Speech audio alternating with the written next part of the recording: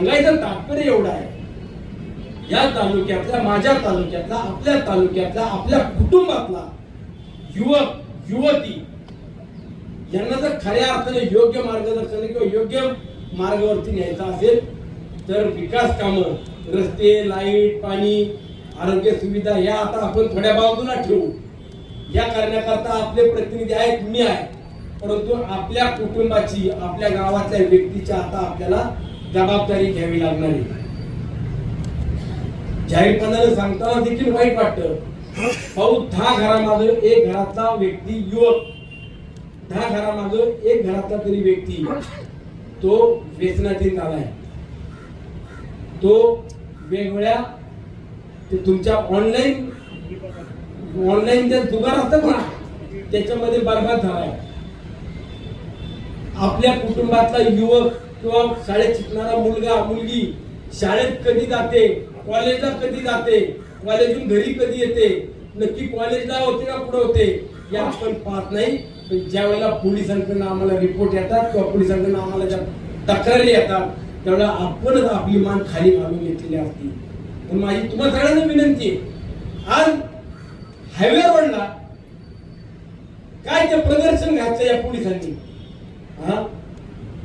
4 वेळा सांगून त्या हायवेवरचं संध्याकाळचं प्रदर्शन बंद करा, लावा ना बातम्या, लावा की काय हे कुणासाठी चाललंय हे आपण बंद केलं पाहिजे.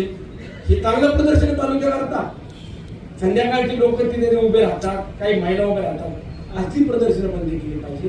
अंमली पदार्थ, पावडर, मावळा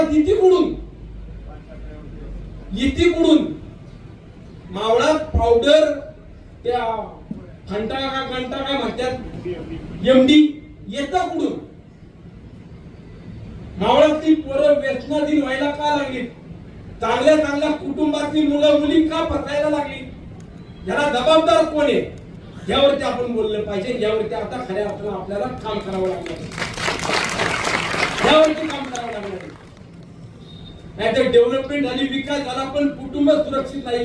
कुटुंबातली व्यक्ती, कुटुंबातली तरुणी मुलं जर व्यसनातून बरबाद होत असतील कुटुंब, वाईट एक गोष्टीचं वाटतं, माझ्या मुलाच्या माझ्या मुलीचे व्हिडिओ तुम्ही कुणाला दाखवू नका, नाहीतर मला जीव द्यायची वेळ येईल.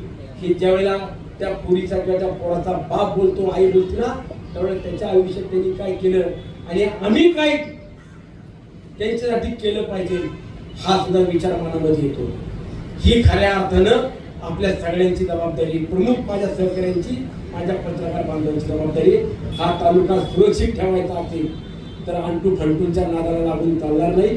आपल्याला योग्य त्या दिशेने मी चुकलो जाहीरपणे सांगा, जाहीर माफी मागेन, माझी चूक दुरुस्त करेन, परंतु बदनाम करायला आणि सोशल मीडियावरती पाठवायला सुनील शेळकेला बदनाम करून काय होणार आहे?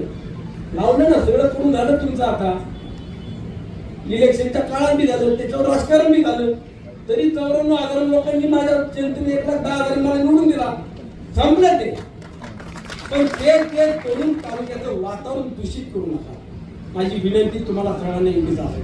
मग उद्याच्या काळामध्ये माझ्या सगळ्या राष्ट्रवादी काँग्रेस पक्षातील, परिवारातील माझ्या आया बहिणींना, माझ्या सहकार्यांना सांगतो, एक वेळेला राजकीय कामांना वेळ जरी तुम्ही कमी दिला तरी चालेल, पण कुटुंबातली आपला मुलगा, आपली मुलगी, आपला नातू, आपली नात काय करते, ते योग्य दिशेने आहेत का, योग्य मार्गावरती आहेत का, हे आता आपल्या सगळ्यांची जबाबदारी वाढलेली, सगळ्यांची वाढली. माझ्या ग्रामीण भागातल्या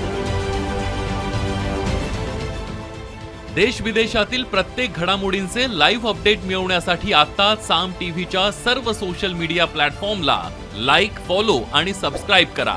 तसंच सर्व नोटिफिकेशनसाठी बेल आयकॉन प्रेस करायला विसरू नका.